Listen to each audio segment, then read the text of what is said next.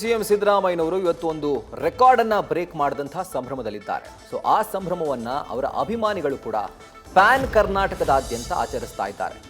ನಾಟಿ ಕೋಳಿ ಊಟದ ವ್ಯವಸ್ಥೆಯನ್ನು ಅಭಿಮಾನಿಗಳು ಮಾಡಿದ್ದಾರೆ. ನೆಲಮಂಗಲದಲ್ಲಿ ಸಿಎಂ ಸಿದ್ದರಾಮಯ್ಯನವರ ಫ್ಯಾನ್ಸ್ಗಳಿಂದ ನಾಟಿ ಕೋಳಿ ಊಟವನ್ನು ಜನರಿಗೆ ಹಾಕಲಾಗಿದೆ. ಜನರಿಗೆ ನಾಟಿ ಕೋಳಿ ಊಟ ತಯಾರು ಮಾಡ್ತಿದ್ದಾರೆ ಫ್ಯಾನ್ಸ್. ಖಾಲಿ ಆಗ್ತಾ ಇದ್ದಂಗೆ ಮತ್ತಷ್ಟು ಅಡುಗೆಯನ್ನು ಮಾಡಿ ಬಂದಿರುವಂತಹ ಎಲ್ರಿಗೂ ಕೂಡ ಅವರು ಬಡಿಸ್ತಾ ಇದ್ದಾರೆ. ಕಾರಣ ಏನು?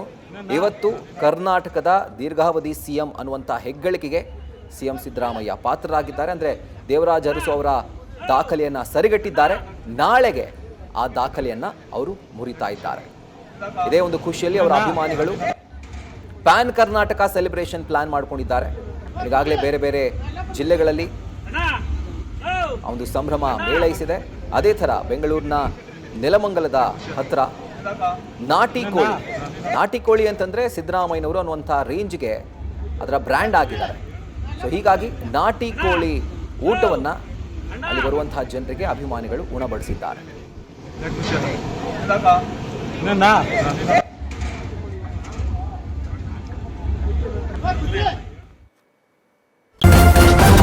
ನ್ಯೂಸ್ ಫಸ್ಟ್ ನಿರ್ಭೀತಿಯಿಂದ ನಿಮ್ಮ ಪರವಾಗಿ.